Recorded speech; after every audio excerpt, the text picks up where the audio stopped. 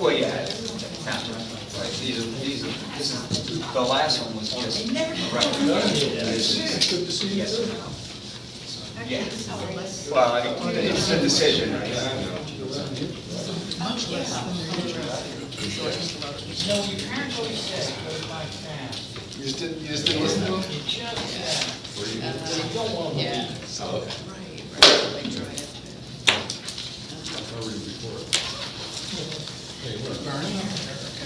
Hi, John, how are you? I'll let you know. Just froze.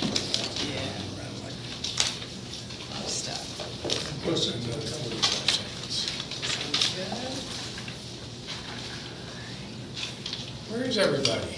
I think they all went to the shore.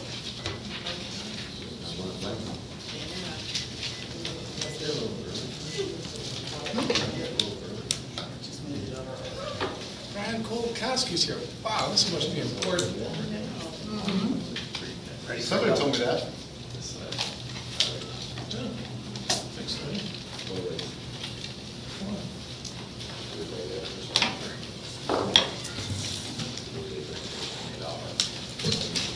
Okay, folks, let's get started. First with the pledge of allegiance.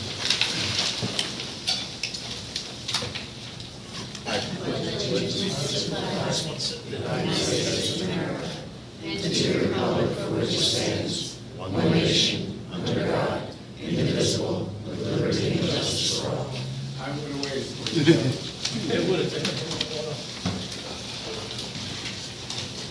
I'll call the meeting to order. The first order is to approve the minutes of the May 6th, 2019 meeting. I move to approve the minutes from May 6, 2019 as submitted. Is there a second? Second motion. Any comments from the audience? Seeing none, all those in favor? Aye. Next is a police report. No, this is yours. I always miss something, you know that, I'm sorry, Sergeant. I apologize. Joe, are you going to handle this? Yes, I can. Would you mind? Okay. At this time, I'll open the conditional use hearing. Let's introduce the following exhibits into the record. For Exhibit 1, the letter to the Mercury dated April 24, 2019. For Exhibit 2 is the approved application on May 6, 2019, and May 13, 2019. For Exhibit 3 is a letter to the Township Planning Commission dated April 24, 2019. For Exhibit 4 is an affidavit of posting dated May 6, 2019. For Exhibit 5 is the conditional use application itself, with whatever exhibits are attached. For Exhibit 6 is the legal notice. For Exhibit 7 is letters to the neighbors dated April 24, 2019. For Exhibit 8 is a letter from the applicant agreeing to waive the NPC time requirements dated February 12, 2019. With that, I'll open the hearing. State your case. Okay, just do it from seated or is it actually stand at the, I've never been to one of these. Okay, well, let's start with raising your right hand. Okay, Do you swear to tell the truth, the whole truth, nothing but the truth, so help you God? I do. And your name and address for the record.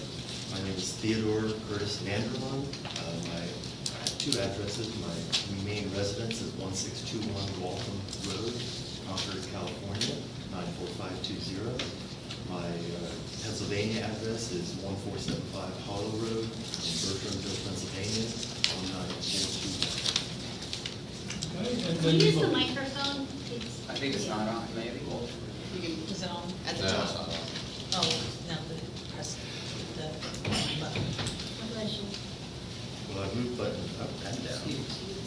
Kathy, I'm glad I'm not the only one that makes mistakes. It's okay. No, no worries. There you go. Please tell us what you intend to do there. Okay, so I am the owner of the house that I said on 1475 Hollow Road. I purchased it in the fall of 2006 and have lived there until the December of 2012 when I moved to California. And I had it rented for several years to different tenants with 3, 2, and 1 year leases. And Then my family all moved back here, and so I decided to stop renting the house and took back ownership in fall of last year. And one thing that I did in California was I turned my residential home, because I travel so much, into what they call an Airbnb. So it's like a bed and breakfast, but it's really kind of what I would call a hands-off bed and breakfast. So my guests are there, I may see them, I may not, and they know that. And there's a whole community that does basically short-term rental, house sharing type of a thing. It's all controlled by a website. The guests are pre-approved and they pay ahead. So the whole community. And so when I took back over my house after having 3 not so great tenants, I said, well, why don't I try the Airbnb here at my house? And wanting to do things by the books, I checked in with the township and said, I can't imagine there would be a problem, because I see lots of Airbnbs in the area. And they say, nope, you have to apply for a conditional use permit because you are in RC area and you are on 1 acre. If you had 2 more acres, there would be no issue. And so I said, well, being a law-abiding citizen that I am, I applied for the conditional use permit, and that's what brings me to this group today. We met last week with the planning committee, and I think they probably have sent you their recommendations. And my property is 1 acre. It's surrounded by 60 acres of protected land. So if I could just just water my land a little bit more and grow it into 2 acres, I wouldn't have to waste your time. And I understand the concerns for short-term rentals. I think they have gotten a bad name in certain areas as being posts for people that would come in and party over the weekend and make a big mess and then leave. But that is typically not the case with Airbnb. It's a very well-known and good community. And I have my neighbor, Lynn Norsley, who is looking over the property, so I hire her to look over it and come and check in on the guests and clean the house when I'm not there. So I'd be happy to go into more detail, but that's really the thumbnail sketch of it. How close is the nearest neighbor? So technically, the nearest neighbor borders across the street, but there are no houses within 1,000 feet of my property. So my property, if you go down to the post office and turn right on Hollow Road. I know I was by there today. Oh, okay. So the nearest, I guess Lynn's house would technically be the nearest house, maybe a quarter mile down. Did you ever play football? Well, in high school. So you know the length of the football field? Yes, it's longer. It's how they measure everything is by Yeah, football field. it's further away than a football field, for sure. Does the board have any other questions? I've got none. Does the audience have any questions? Hearing and seeing none, we'll go straight to public comment. Does the audience have any public comment? Yes, Sarah? Sarah Schick, 1201 Davis Lane. I think this is an excellent use of that property. It is surrounded by pasture land, and the nearest house might be one that's all the way up, has fronts on Beaver Hill Road, so it's not anywhere near the house at all. So it looks like a great spot, walkable to the Bertrand Bill Store Cafe. Tell your neighbors. Any other public comment? Hearing and seeing none, we'll adjourn the hearing and reconvene into the public meeting portion of the agenda. Ordinarily, we have up to 45 days to render a decision, and I would draft findings of fact and conclusions of law for your consideration. But due to the simplicity of this particular conditional use, you may want to take action tonight. So I just make a motion to approve the Airbnb of this property?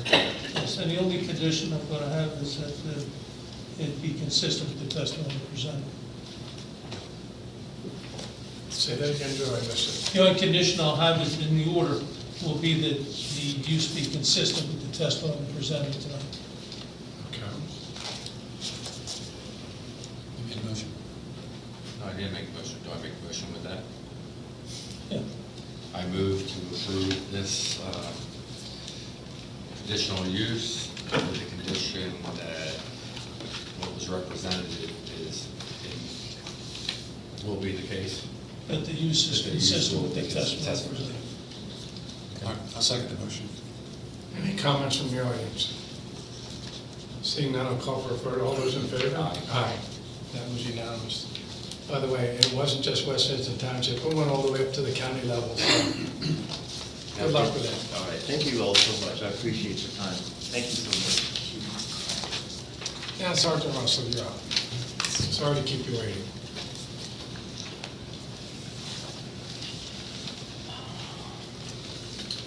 The police report for April 2019, training, Cody Connect, clean, tap. Summary totals, number of calls for service, 129. Number of crimes investigated, 11. Number of arrests, 1. For burglary, theft by unlawful taking, criminal trespass, unauthorized use of vehicle. Traffic stops, 14. Number of accidents investigated, 3. Question? Last year, there were, at this time, there was 50 stops, and this year there's only 14. Just We are down 2 employees, and then one is leaving soon, and he really can't work here anymore because he has a full-time job somewhere else, so that's about a third of our force. Gotcha. Thank you. Any other questions? Thank you.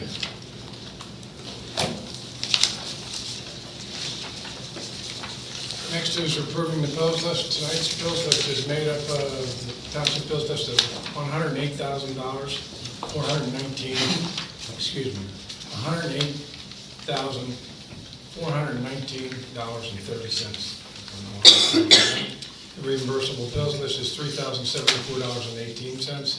They combine to total $111,493.48. I move to approve the bills list dated May 20th, 2019, in the total amount of $111,493.48. I'll second the motion.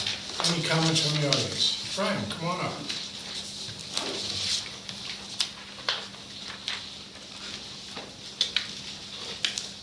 Make sure it's on. Am I on? Yeah.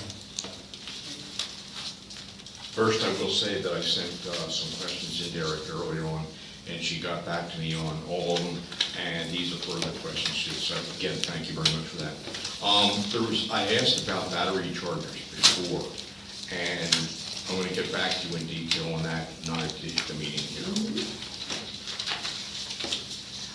The thing about send trucking, where we used water apparently with street sweeping, I don't remember us using water before. Is that new this year? Depending on the sweeper used, it may be required. It helps with control of dust. Okay, does the sweeper depend upon who we hire to do this, or which machine they use? The machine, typically. Okay, and last one is on the bonds. We don't have any more 2012 bonds left at this point, correct? Right. Okay, thank you. Sure. Any other comments on the bills list?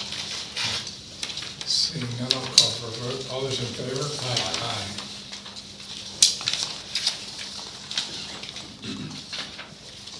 Next is a letter from the Chester County Historic Preservation Network. Erica, you want to go over this? Sure, and I do have a quick announcement as well, but I'll address the letter. The Chester County Historic Preservation Network had sent a letter to inform us that Isabel Travellini, one of our historians and definitely beloved historians with a tremendous amount of knowledge in West Vincent Township, will be receiving a special award and annual volunteer recognition dinner on June 19th, next month. Just to add here, they had stated they will honor her efforts related to inspiring and enthusiasm for our county's heritage through her research on the history of West Vincent Township. I do have information regarding that dinner, if anybody be interested, but I know when I see Isabel, she's a wealth of knowledge and stories, and truly is an asset to this township, so we extend our thanks, and well-deserved, for sure. Can we post that? Would that be inappropriate to post on the website? I don't see why not. Okay. I just want to share a little information. This is the brochure of the organization that is so honoring her. And the supervisors also get a copy of the Town Talks Village Walks brochure for this summer, because Isabel could well get herself another award because they're working so hard on the Ludwig's Corner tour, which is the night after this awards dinner. It will be the 20th of June at St. Andrew's Church. So now that you know she does good work, come out and see her doing more. Thank you. Any other comments on Yes, I did have a follow-up item. I just wanted to make sure, regarding, there was a subdivision that came through. It was rather simple in nature. It was regarding 1009 Janie Lane, and Tim Canavy. He had come in previously to the board and wanted to review, express desire to have some bills reviewed regarding his subdivision. He was doing a two-lot reverse subdivision, taking the 2 lots, turning into one, which is a straightforward situation, but in West Vincent Township, in looking through our various ordinances, we have a minor subdivision process and a major subdivision process. For the minor subdivision process, we have criteria to be followed, and even for changing lot lines, which can be very straightforward, we have the minor subdivision process review, which requires review of the township engineer, our zoning officer, and it does include things like the stormwater management, greenway area, checking overlay districts, all of those various things, even when you are just changing one lot line. There is work that we can begin once we have our comprehensive plan done.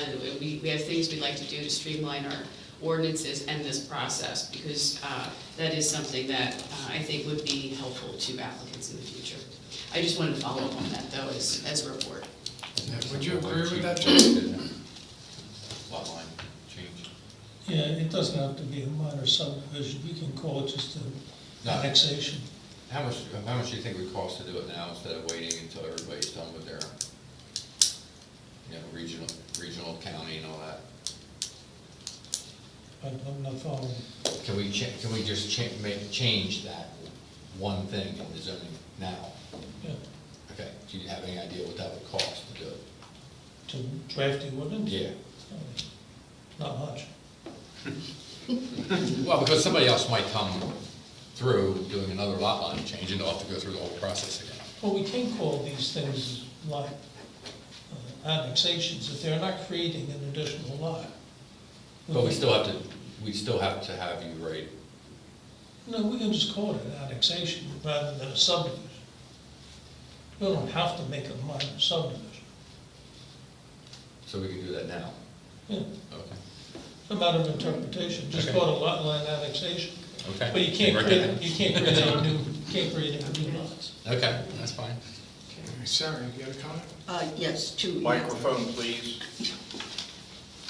So it turns in, I had one, but it's now two. So you're suggesting that that could just be an interpretation in code enforcement, that this is what did you It's call only a it? lot line adjustment. It's a lot line adjustment, so you would, because I was thinking a reverse subdivision is not a subdivision, so I don't know why the minor would apply in the beginning at all. And I But don't like, I guess I have some personal preferences. I don't like calling anything reverse subdivision, I prefer just the deed of well, consolidation. I think that's fine, Joe, but my point is, I don't even understand why a lot consolidation would require a subdivision review. But the question I raised my hand for Does it originally. have the same, are they creating any additional lots? No, And it's just his does it change backyard. the outer boundary of the lots? No. Well, It was, he had yes, it his could. house on one lot and his backyard was another, and he wanted to put them together. Okay, well, Yeah, it was I very can minor. handle that through a deed of consolidation. All right, so the question for which I raised my hand, though, was it indeed a total of 11 hours in zoning review and 6 or 7 hours of engineering. I think those were the numbers Tim gave, but it's been a month or so. 7 hours of engineering, I think it was more engineering. Did you have more engineering? I don't remember it. Okay, so it could have been worse than that. Thank you. Okay. Okay. Any other comments?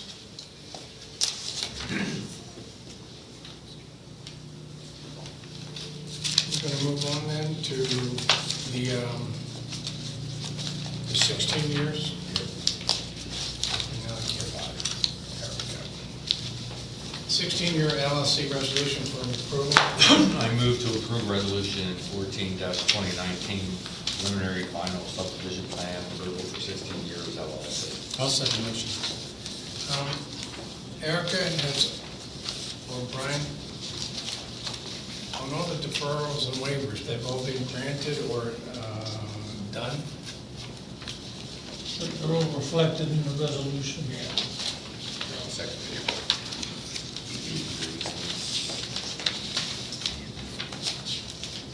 No, I'm looking at the next page. Oh, all the waivers, so he's got it. They were all, The waivers were all recommended by the planning commission. and I don't have anything here from the planning commission. This is what they recommend. They recommended approval with these waivers. Okay. In the future, could we get that just as part of the? Sure. Thank you. Any comments, gentlemen, None. from the audience? Brian?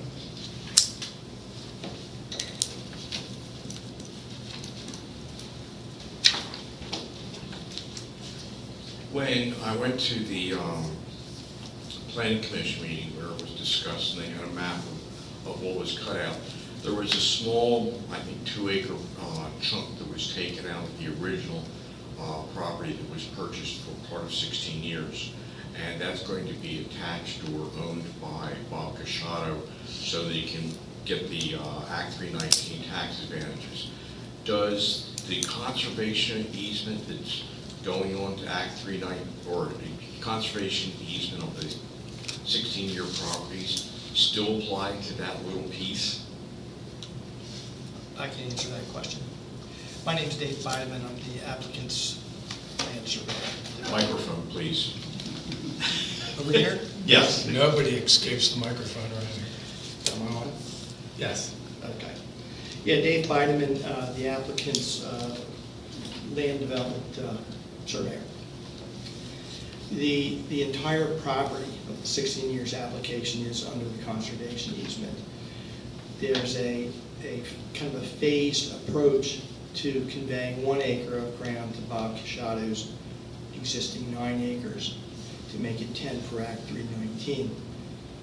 The process that we have discussed with the French and Pickering Creeks Conservation Trust and notes and so forth are on the plan would be that Bob Casciato's existing 9 acres would be incorporated into the current conservation easement by amendment of that easement.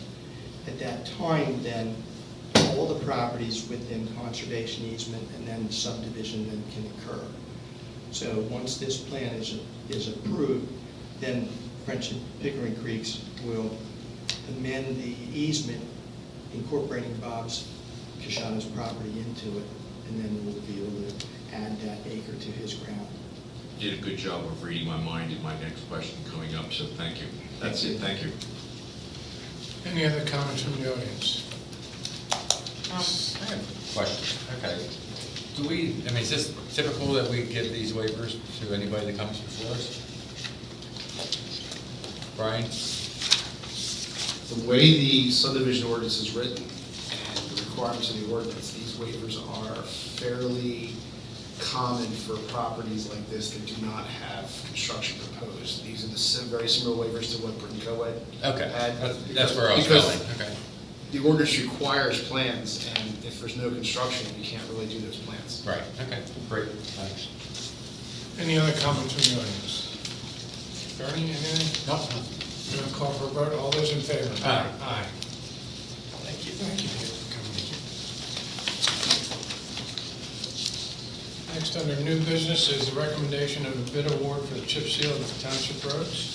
I move to approve Martin Paving, Inc. as the lowest responsible bidder for chip seal of the township roads for a total bid price of $100,910.92. I'll second the motion. Erica, on this, how did the price come in compared to last year? Well, for our project estimates on the amount, the square feet of road we have, it is in line. Last year, we were looking at something similar, just at 90,000, I think. Brian. Last year was about 93,000. We had less road and no base repair. So we increased the amount of road and we added base repair to this. And so the numbers were actually per square yard were less than the bid that was the lowest successful bidder last year. So our square yardage number is about $1 change less per square yard. Did Martin do it last year? Martin did not submit a complete bid last year. Wow. The bid was incomplete. From what I know, they do very good work. What roads are scheduled to be chipped? Have it here. Okay. Springley Lane, Nant Mill Road, Hilltop Road, Bartlett Lane, Cooks Glen, Marigold Court, and St. Andrews Road. We do a base repair for St. Andrews, Cooks Glen, and Bartlett. I did include a note. We had some residents from Marigold Court that do not prefer the chip seal. I try to convey with residents how the benefits of the seal on the road and prolonging the life of the road. So just want to bring that forth. That was about 956 feet in that contract. So you want to go over? We are doing it, correct?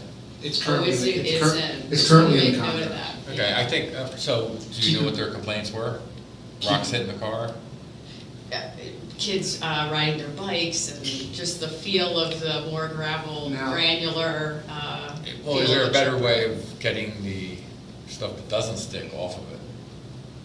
Go ahead. We made a couple adjustments to the contract since the last time we did chip seal, which was in 2017. The first adjustment is PennDOT now allows you to do a chip seal, which is first layer is half-inch aggregate, second layer is now can be quarter-inch aggregate, so it's much smaller. So it binds better, it's smaller aggregate. The second thing that's in the bid now, which was not in 2017, is that all roads must be rolled when they're laid with a metal roller as well as the rubber tire roller. That's required by PennDOT. So we've added to this bid using the metal roller to try to smooth it out more and embed it deeper. So the roads that are residential have the application, which is a half-inch and quarter-inch. Standard chip seal double layer is 2 layers of half-inch, which we're only doing on the roads that are not residential neighborhoods. Yeah, well, I guess what bothers me is the loose stuff after you do it. You can go 5 miles an hour, but if you're going faster, those things are just flying up into your car. So is there any way to sweep them off after it? There is sweeping in the contract. I believe it's 2 weeks after application, they're required to come back and sweep it. And that's the way it should be done? Yes, that's per PennDOT standards. Okay. I've heard for years that doesn't really have anything to do with this bid, but when she mentioned Nant Mill Road was just paved, and to chip seal after a year afterwards is pretty common. But it sounds unnecessary. Explain to me why. Chip seal is a surface sealant. It seals the surface of the road to keep, it's like you seal your driveways. It's a way you can seal roads that will allow the roads to last longer, because that is the surface course that's the sealant. It's also the course that gets worn with traffic and worn with plowing. And it's a much less expensive surface course to put down to seal your roads. And that's what helps you prolong your life by keeping water from getting into your asphalt. Makes sense. Now I know. Any other comments from the audience? Yes. Are you hiding, George? Yeah. It's been a few years since I've had experience with chip seal on a paved road, since I live on a dirt road, and it was probably about 60 years ago as a kid where they chip sealed the road that I lived on. and we were riding bicycles on it all the time. And I don't remember any more wipeouts, you know, getting scraped up due to that or anything like that. You know, just seems overreaction. The one question I do have is, I asked about, I'm gonna call them the aprons at Black Horse Road at both ends, where right now they're kind of breaking up. Are we gonna wait till they just fully deteriorate before something's done? Or try to stretch it out? I don't think we have the answer to that, but Yeah. Erica can look into it with Certainly. Reggie. Well, I read it because I raised that question earlier on, and it sounds like it kind of dropped. Okay. Do you need any more details? Not right now. Okay. Blackhurst Road, 401 or 100 N, they're breaking up right now. And right next to the main roads, further in looks good. Erica can, thank you. Next is Erica again, I guess, it's Janie Lane project. Oh, you have to vote that? You have to vote on that. I shouldn't be here today. Is there a motion and a second? All those in favor? Aye. That was unanimous. Now, Janie Lane. Sorry, Mr. Jacobs, I have one more update. The paving bid for the roads that are going to be paved went live today on Penn Bid, and this is the bid documents for the township's That's for me. files, yes. That is the bid documents for the paving bid, which went live today. We'll be opening them, I believe it's June 10th, if I remember, if I, Did you charge us by the page, by the pound, or by the thickness? chip seal is just as thick. It's just because of all the new contract documents and making sure everything is spelled out properly.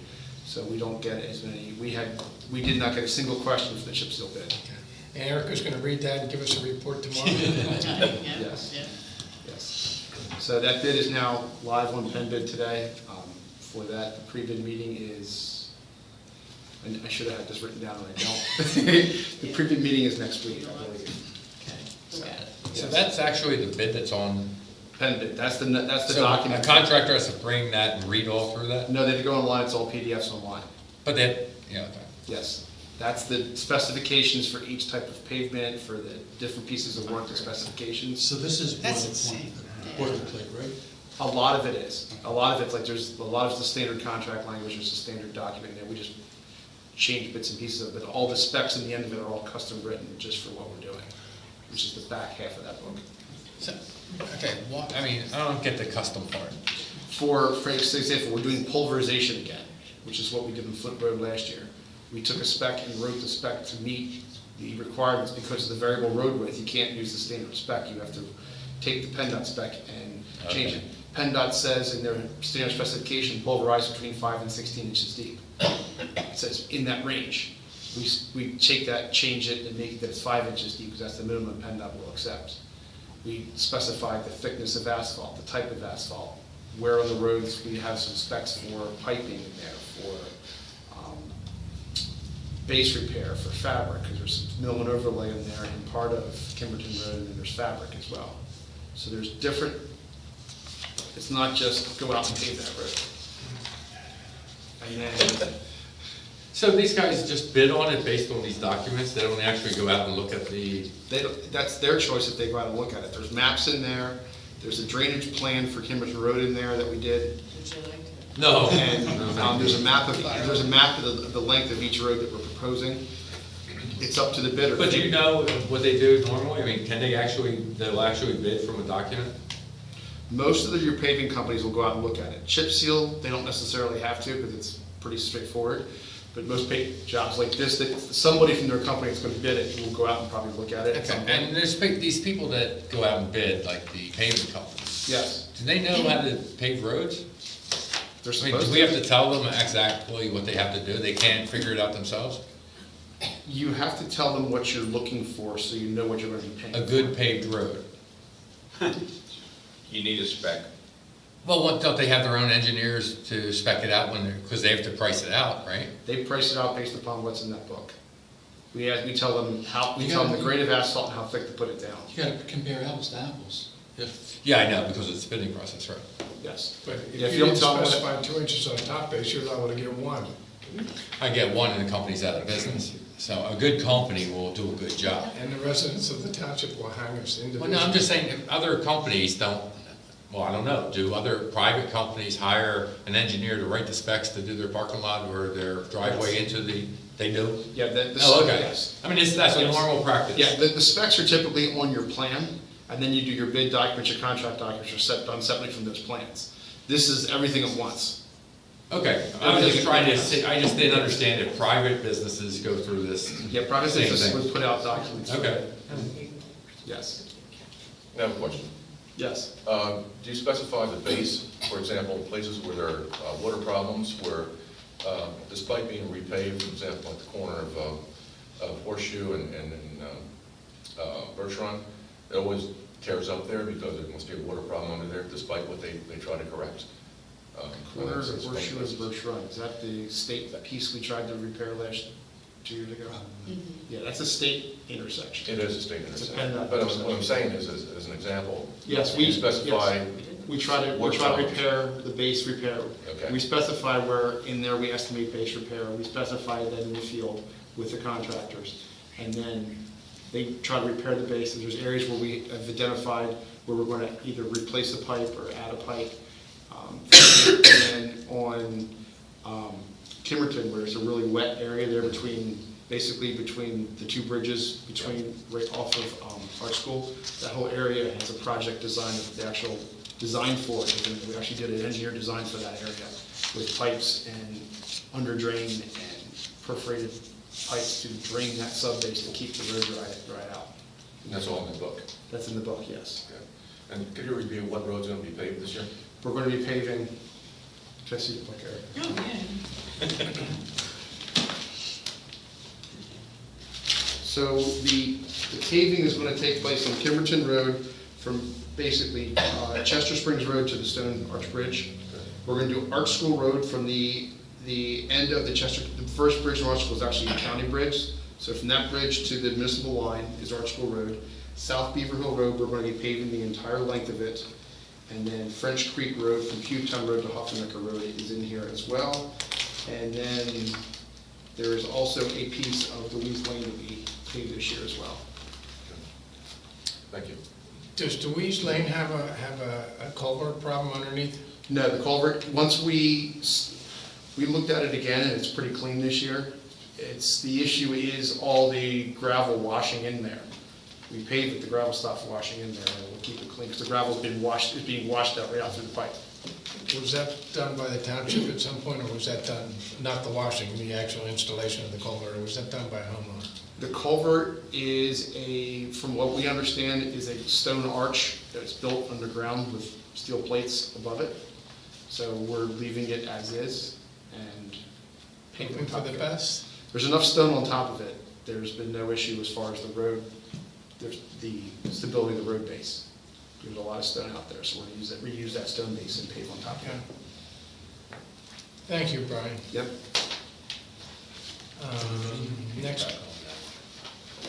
Next, we're going to go to Janie Lane project update. Don't go too far, Brian. I'm not, I'm just making sure I have everything I need.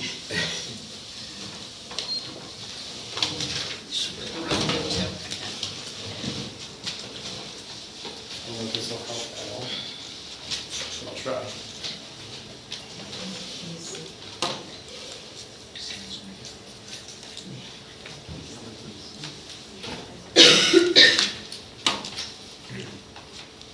So we've been working for the better part of a year on,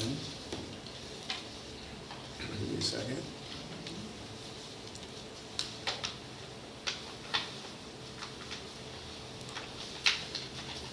Jane Lane. So Jane Lane, we've looked at it multiple ways. The areas in question will be, here's the Birch Run crossing, here's the intersection of Janie, Birch Run, Janie, winding up the hill, and then this is the piece you see in red here is the piece where we're going to be calling phase 1 of this project. The reason we picked this as phase 1 of the project is this area at the top of the hill, basically from the crest of the hill down to about halfway between the two curves, is an area we don't need to deal with PennDOT for the crossing, for the Army Corps of Engineers, and Fish and Wildlife, everybody else for all the associated environmental permitting associated with getting across Birch Run. So this piece up top is currently the piece that is Stone Road. It's in pretty good shape up there, but one of the issues we're having is all the water that runs down the road. So the first piece we looked at is if we can get the water off the road and away from coming down the hill, that would help. What I'm here tonight to talk to you about is some options that we've been looking at. PennDOT Liquid Fuels requires you to have a 16-foot wide road in order to qualify for PennDOT Liquid Fuels. So what this shows you is here's your curve coming up the hill. So here's where we start around the curve, then the top of the page, and here's the end of our project. So this is the length of the project we're looking at. What you see on this screen is the blue line. You can make out the blue line. That's the existing edge of the gravel as of the date it was surveyed. Gravel roads can move, so it might not be quite right there today, but that's it. This is a 16 to 18 foot wide, so minimum 16 foot wide road as you come around the curve, up the hill, and come all the way to the top. So this is keeping 16 foot. You can see in this area right here where the blue line is inside, where we're going to be widening the road a little, looking to widen the road a foot or two. Same thing in here. Here's a couple feet of widening along here. To make it 16. To make it 16. This is 16 foot minimum. Option 2 was to look at to go to, this says 16 to 20, but it's actually, this is 18 to 20. So this is to take it 18 to 20. So you can see how much further we have to widen it in some areas. And there's more widening in more areas. You see the blue inside the green. So that is. The third, what I did here is, this shows the two on top. This shows all three on top here. So you can see the blue line, where it is. You can see the magenta line, and you can see the green line where we were looking to come even further out a little bit to get us to our 18 to 20 feet, which gives you 2 9-foot to possibly 10-foot lanes for allowing traffic to pass. 16 to about 18 feet, you're not getting a lot of space for 2 vehicles to pass on that road. But that's the condition that it's in now. Also. Condition now, it's also, a lot of places you can see, for example, right here, it's way less than 16 feet. But to get it into liquid fuels, it's got to be 16 feet wide. And how much damage is widening the road, I mean, as far as private property and trees and that sort of thing? And what would be the purpose of widening it any further than 16? No. Oh. We have one major spot that we have to deal with, and that would be this one, right here. Here's a pinch point. Yes, that is me. I was out there. So here's your 2 stars. Those 2 stars are right here. We have 2 telephone poles, one's empty, one's full, that are within 5 feet of the center line of the right-of-way. The center line of the right-of-way is actually about the edge of the road. So this whole road is shifted to the north side of the right-of-way. And then there's about a 24 or 40-inch tree. So between the two of them is about 14.5 feet. That is the biggest pinch point we have to get 16 feet through there. So what would move, the telephone pole or the tree? Who put the telephone pole in and when was it put in? Let me show you. Let me zoom in here and show you where it is on the map here.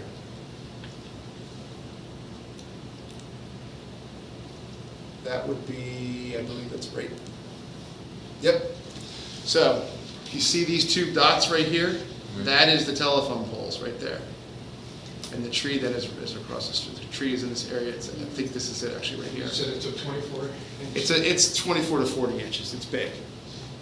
It's big. But that's our pinch point to try. You can see if we hold this is holding the existing. If you don't see any blue on the map, that means that we're holding the existing edge. So we're holding the edge to hold the tree, but you can see that we're putting the face of the road right at the face of the poles, which is not safe to do. That's feasible to move the pole. Oh, what did I just hit? The wrong button. Who would be required to move the pole or pay for the pole to be removed? Would that be us or? Most likely, that's the problem with moving poles. You got to deal with the utility company, and we got to see. But it's this. These are the 2 poles that are the closest to the road. You can see right here is the right-of-way line. You can see how far inside the right-of-way they are. Right. So that would be something we could contact them, but there may be, the other issue we have out Won't there. we argue that when they put those in, they're too far inside the right of way? There is a stone abandonment with a remnants of a stone wall there. They put it inside of that stone. So I don't. Oh, that's why they did it, probably. Yes. All the poles that run up through here are all put on the inside of the stone wall, not behind it. And that's the only pinch point you got. That's the biggest pinch point we have to get your, if you look through here, you can see, if I scroll through, you can see how on the magenta, the pinch point, that's the biggest pinch point. Over here, we have to widen it, but that isn't a pinch point, it's just widening. And then over here, we're back to meeting existing, or 16 feet. Our biggest pinch point is, like I said, How best to proceed with the utility company to get their attention, see if they can help? the best would come from the township directly. Probably a letter from the board would carry the most weight. What do you think, Joe? Letter from the board, or just reach out from a contact from Reggie or from Erica? Just a phone call to start, but, I'd have it come from the manager. okay. When was this planned to be done? When is this planned to be done? Yeah. Well, it depends on this. This is our choke point. I mean, is this scheduled for this year? We have a preliminary drainage design done. The number one answer I need is how wide? Yeah. 16. Okay. I mean, that's my choice. Then we can have design plans done, but you're still going to have to deal with this. Right. So So we have- it's not in our budget to do this year, is it? A portion, depending on the cost. Okay. So, Okay. But it's not a factor of money in the budget year. and we can make it work. So can you get that letter off then and, you know, move that forward? Okay. We'll know if we can get it done this year. Ryan, do you have any sense of what the cost would be to the township if we were to incur the cost of moving? No, because it depends on how they're going to look at it. And if I remember correctly, it's a Bell telephone pole, so it's a BT Co pole, so you have to deal with Verizon for that one first.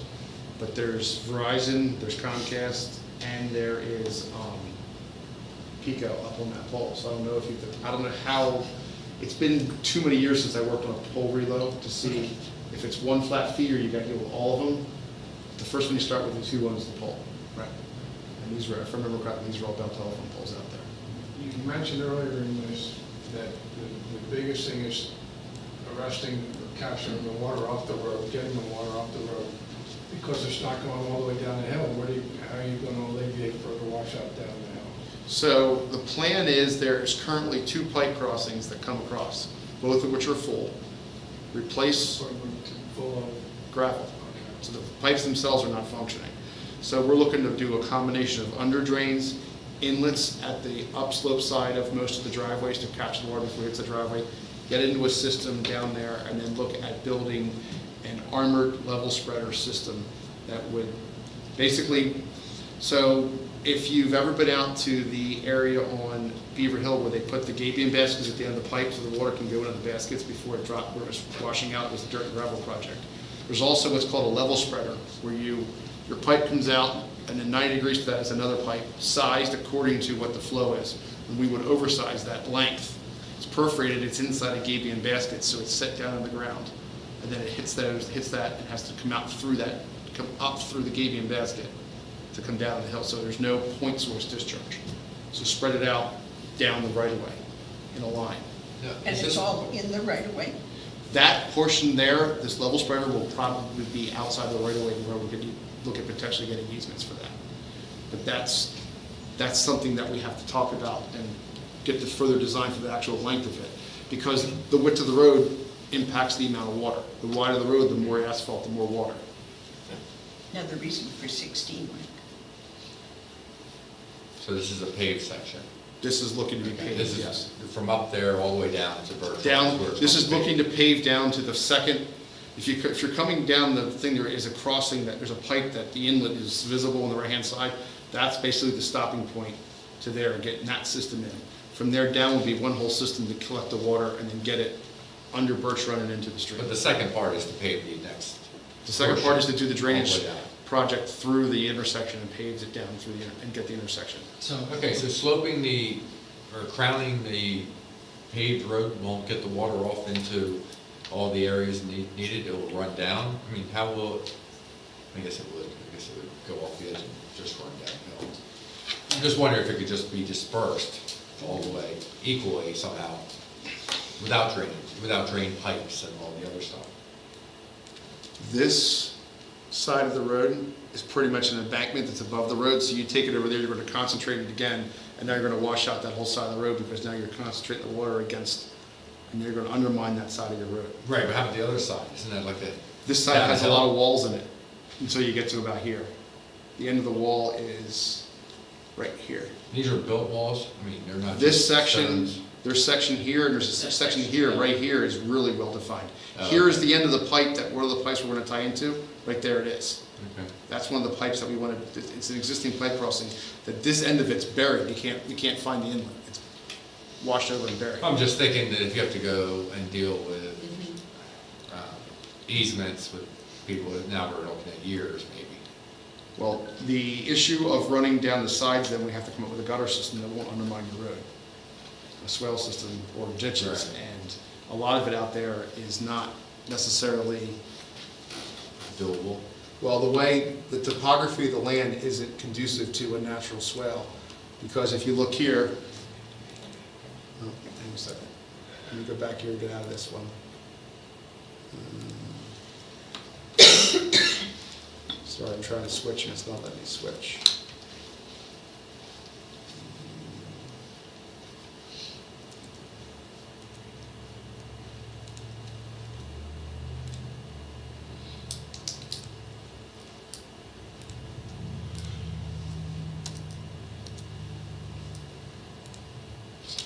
If you look here, how do you see the side of the road? This is conducive to this, there are embankments on both sides. That's pretty much the condition you have out in most of that road. As you come down through, and that's why it's concentrating the road until it squeezes out. And where it squeezes out is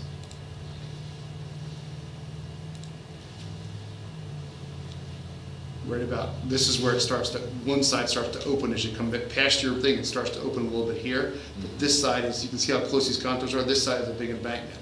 So the idea is to get it into a pipe system and then be able to, and then. You're talking about taking the water from this side and piping it over here and doing something. Right there is an existing pipe, you just actually, that's the pipe right there that we're looking to stop. So And there's one here too. what happens if you go outside the right of way to stop the water from gushing or whatever? That's where we would need an easement. and so what are you gonna do? I understand, this water has to come across the road, and then what? Are you gonna pipe it from there down to across Birch Road and go through that existing pipe that's underneath? No, we're not gonna, we're gonna put a whole new pipe, eventually put a whole new pipe under Birch Run. Okay. So it's a whole new pipe, it's gonna be, But this water won't go to that pipe. No, That this would be water will not water go to from that. the lower part, right? yeah. This water idea, this water is to allow it to do what it's doing today, which is there's a pipe that's about right here, and there's a pipe that's about right here. We're looking to reuse those two pipe crossings, just with properly sized pipes, that also if we pave this, we don't have pipes that are completely, they're getting filled up with gravel and not functioning. The pipe crossing we're looking at doing in the future is going to be on this side. We're not looking to impact the pipe that comes, it basically comes from this corner over. That's a PennDOT, I've heard it's an historic arch, I've heard stories about it, we're not looking to touch that. We're looking to Do a separate one? do a separate crossing over here. Ryan, do you have any assessment of the impact of the additional runoff coming down that long parcel that comes down to Birch Run Road? We get a lot of water off that hill already, Right which here. is part of the, coming down towards Davis Lane. They're close to Bill Hall's place too, it washes across the road, right Yeah. down the steep hill. Yeah, from Bill, right, that property, that rectangular parcel has a lot of water comes off it now, and you're proposing to channel more water towards it. So do you have any stormwater remediations planned for that? Because part of the flooding on Davis Lane is because of water coming off that parcel. Currently, we have not proposed any stormwater controls other than to slow the water down and slow the release rate. But right now, you're adding the amount that would be coming. So you'd be. Currently, all the water is designed to go that direction now. But- The piping system, the difference is the pipes now are single points. I understand what you're saying about design, but since the design isn't working, the water is going down both sides of Jamie to Birch Run, right? Well, there is evidence of washout, and there's washouts where it shows the water is channeling and going off in one spot as a concentrated flow. Our goal is to spread it out and make it be as natural flow as possible and not be one spot, but spread out.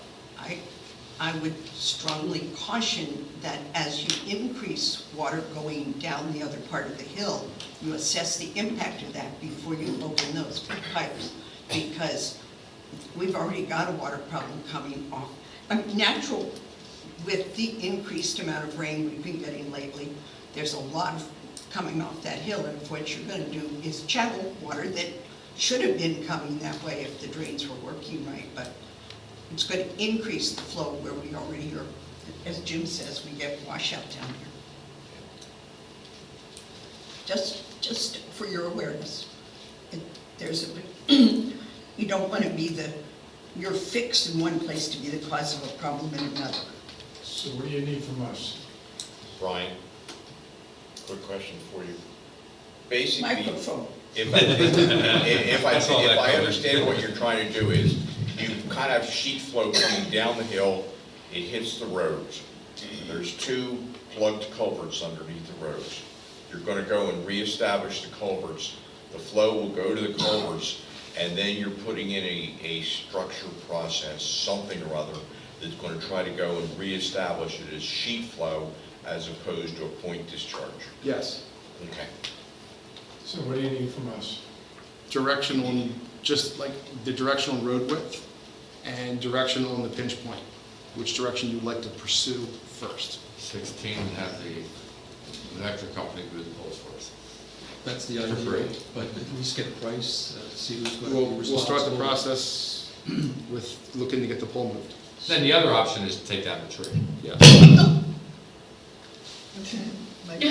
Drop the mic. Yeah, I think we're in agreement at 16 foot and try to move the pole first, so let's go with that. Okay. And then if that doesn't work, we can always look at how much it's going to cost to take out the tree. And you might find out if it's 24 or 40. It's a Yes. pretty wide swag. Yes. Okay. That was the direction I need tonight. We can move forward from there. Thank you. What about phase two? When is that going to be initiated? What is that permitting process? The phase 2 permit the design of phase 2 will be started once we finish the phase 1 design. So we can marry it together. And taking into consideration tonight, we may look at a temporary for phase 2, and we may look at even potentially being able to connect and take this water all the way down to the stream at that point. But we can't get under the road without approval from PennDOT and approval from U.S. Army Corps of Engineers, PA Fish and Boat, U.S. Fish and Wildlife. There's about 6 different agencies that have to get involved in that permit because Birch Run's HQEV, so we're going to get a bog turtle hit, so we got to deal with that process. We got to deal with PennDOT under the road. And then all those other agencies will get involved because of the conditions. Is there And then any movement DEP on as their well. part so far? Is there any movement on their part, or are they not responding to this particular need? The PennDOT, I know there's been discussions with PennDOT from the township, just a little bit with what's going on. They're willing to cooperate, but it's all on what's going to happen. Yeah, all they've done is put those rocks in the pond area. PennDOT is probably the least of our worries of that crossing, because we've got to deal with all the other agencies for all the environmental permitting before you can get through to PennDOT. I agree with that. Does it have to be across, you talk about crossing Birch Run, but if you do it, if you remediate it down to Birch Run, is it then PennDOT's problem? No, PennDOT, every time you touch a PennDOT right away now with anything, whether it be a private or a public project, PennDOT requires the municipality to sign off on the permit and become the permittee holder for operation and maintenance for all stormwater structures. We've got to get our elected officials to communicate with Harrisburg, don't we? So that's where they're doing. So all these projects that are coming on board and all these structures that are going in 401, they're all becoming, when the project's closed out, The local the agreement municipality. goes, and that's all over the state. Thanks. It's all over the state. Yes. I live at 1235 Jamie Lane. I'm not really good at public speaking, so forgive me for my choppiness. So I'm right at the corner above where a lot of the drainage problem is. I'd like to know if I'm probably in the minority for keeping the gravel, but I'm not an advocate for paving. I am an advocate for managing the water. But was there any official study done in order to try to save the gravel road and keep the aesthetic of the area that some of us have purchased homes on that road because of that, prior to you guys deciding that it's going to be paved? Because I think that's what you guys have decided, but there hasn't been a whole lot of resident input up here. I don't think it's an easy fix without paving, right? Otherwise, it would be working now. Well, it did work for quite a time. I know that there's been more water in the last few years, but my parents moved there in '94. This wasn't an issue for the last 20 years. Oh.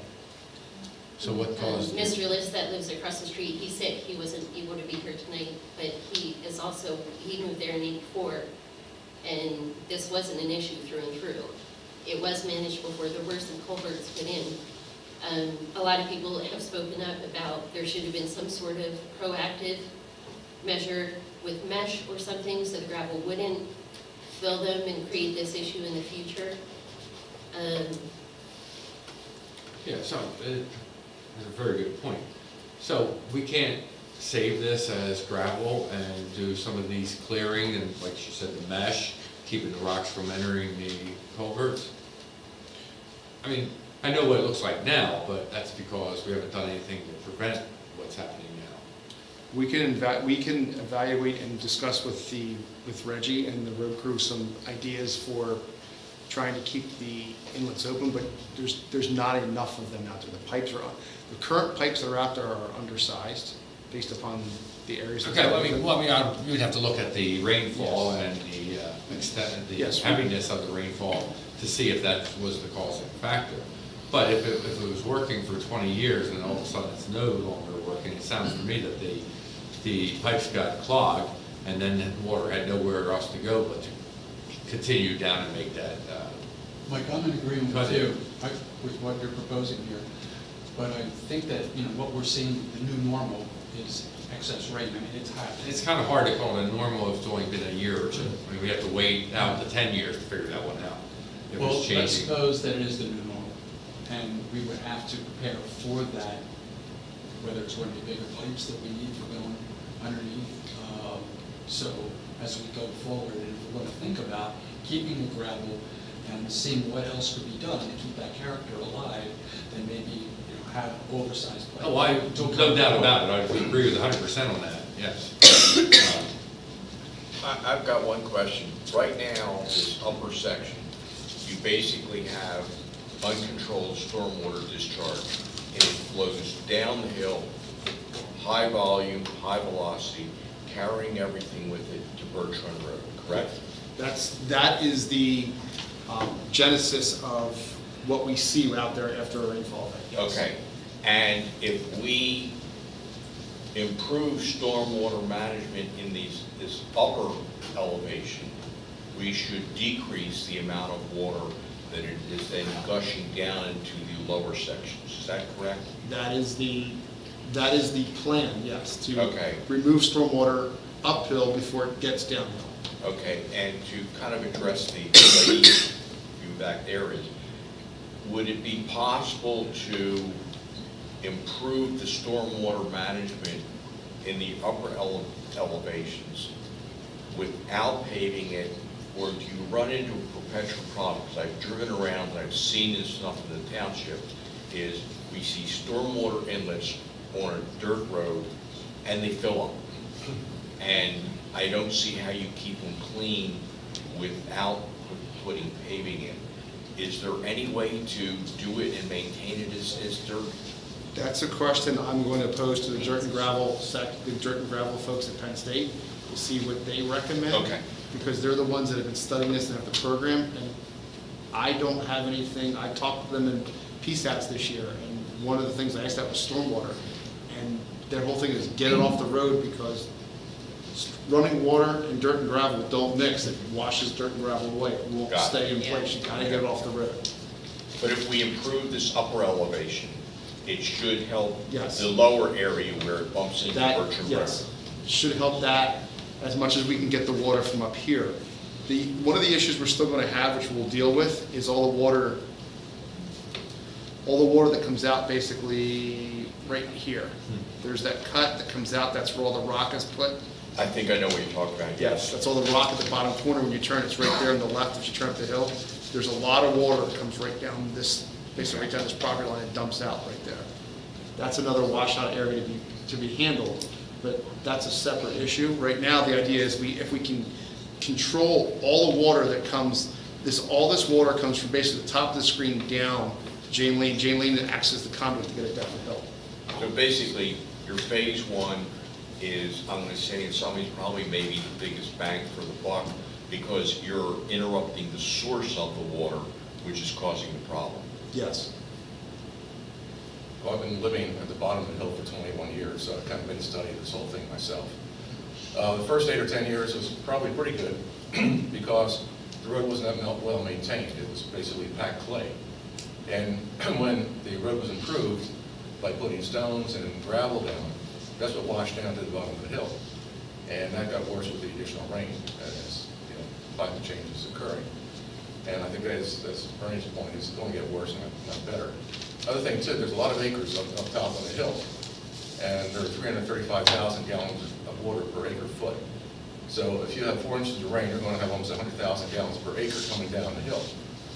That's going to be hard to deal with as far as unstable road surface. It's going to wash down, and it has been. And all the efforts that have been done over the last 10 years has not made anything better. In fact, it's made it worse with more gravel coming down the hill, and me having to dig it out the bottom where my drain comes out of the pond.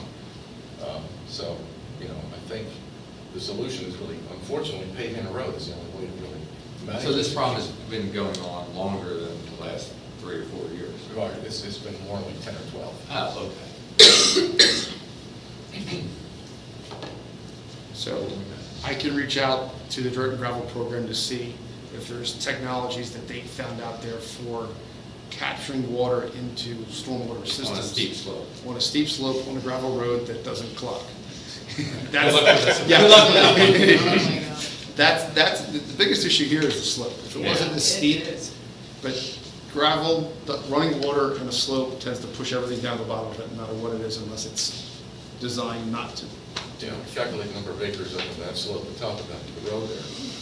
And you can, I can tell you the drainage point to right here at the edge of this driveway is almost 8 acres.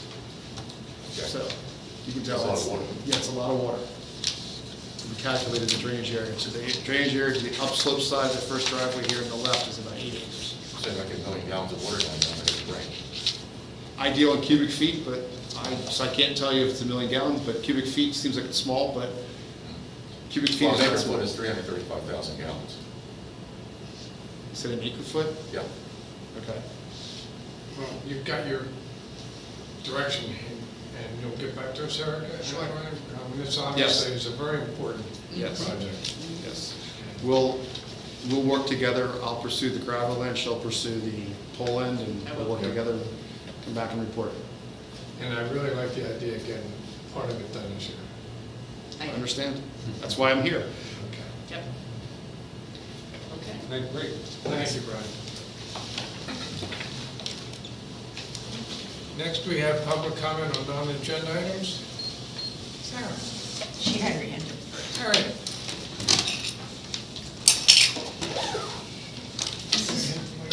A request from all the people who are going to be working at the polls here tomorrow.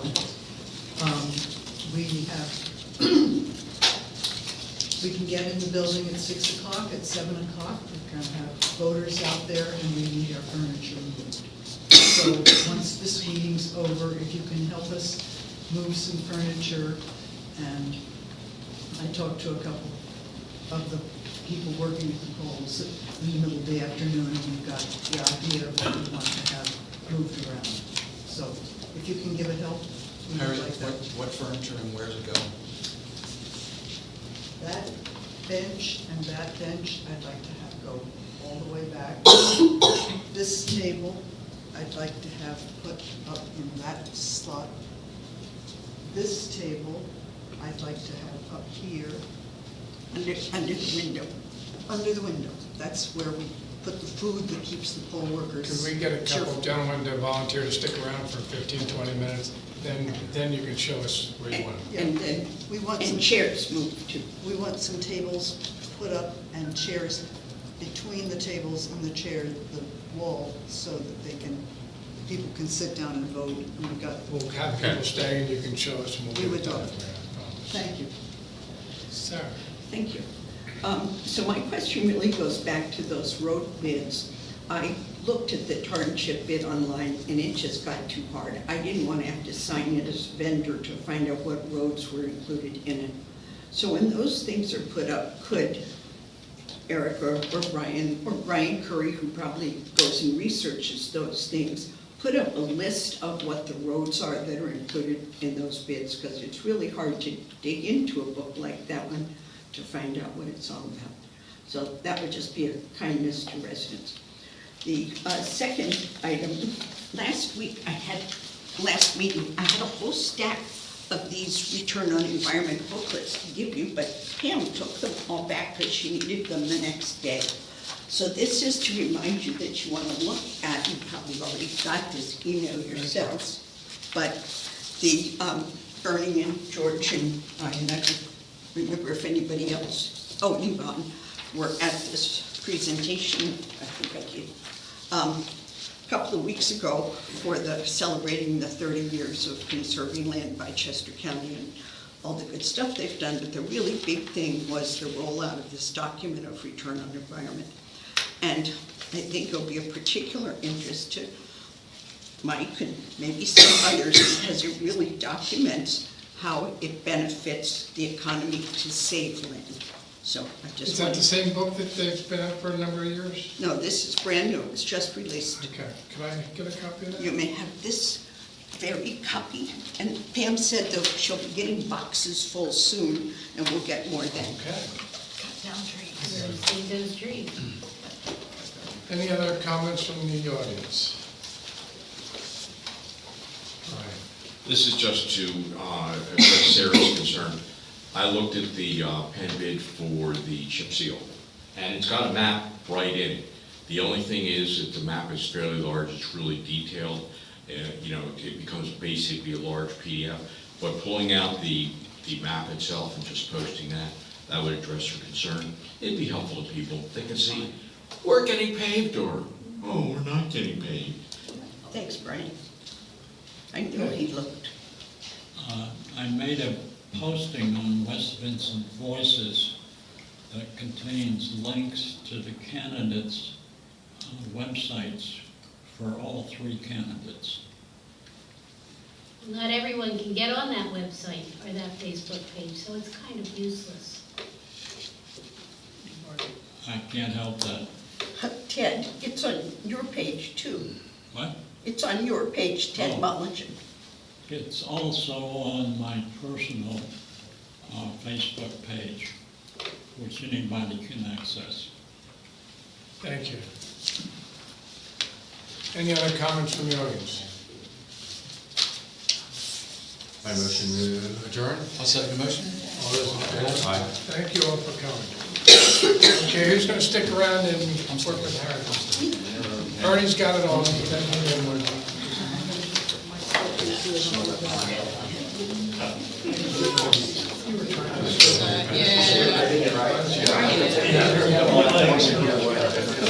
It could have taken me 5 minutes to get Brian,